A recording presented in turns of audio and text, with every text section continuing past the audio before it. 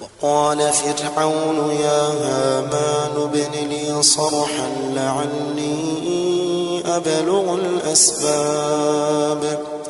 أسباب السماوات فأطلع إلى إله موسى وإني لأظنه كاذبا وكذلك زين لفرعون سوء عمله وصد عن السبيل وما كيد فرعون إلا في تباب.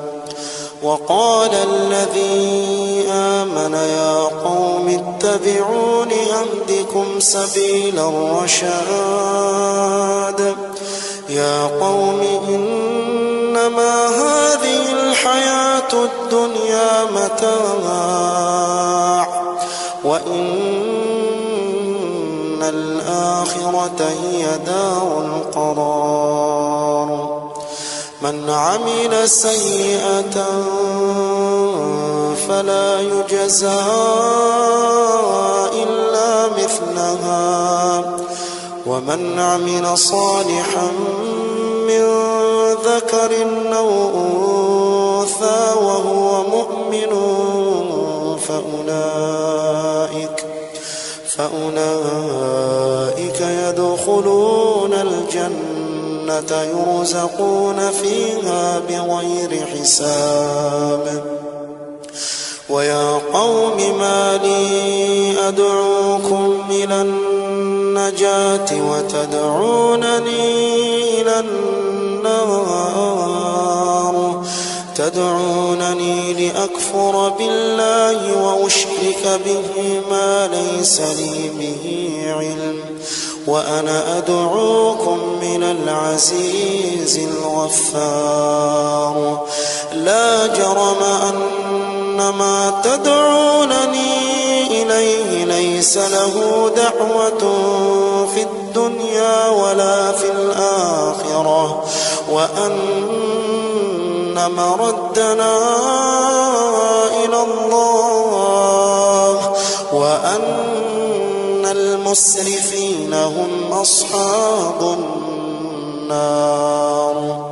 فستذكرون ما أقول لكم وأفوض أمري إلى الله إن الله بصير بالعباد. فوقاه الله سيئات ما مكروا وحاق بآل فرعون سوء العذاب.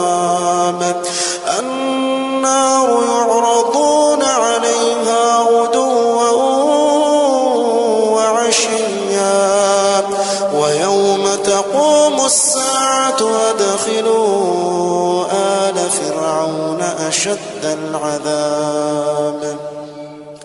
وإذ يتحاجون في النار فيقول الضعفاء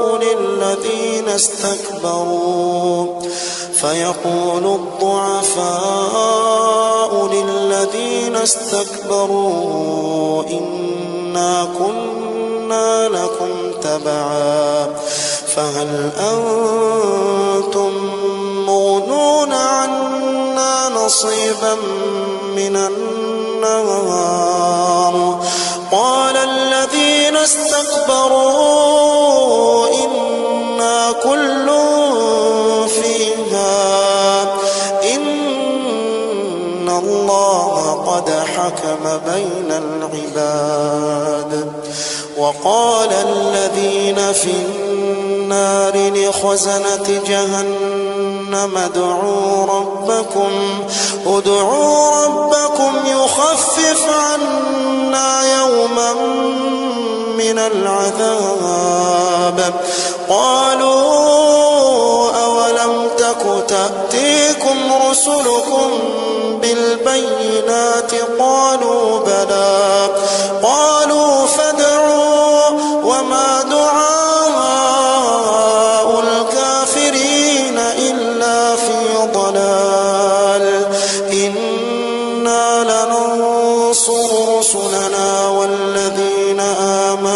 في الحياة الدنيا ويوم يقوم الأشهاد.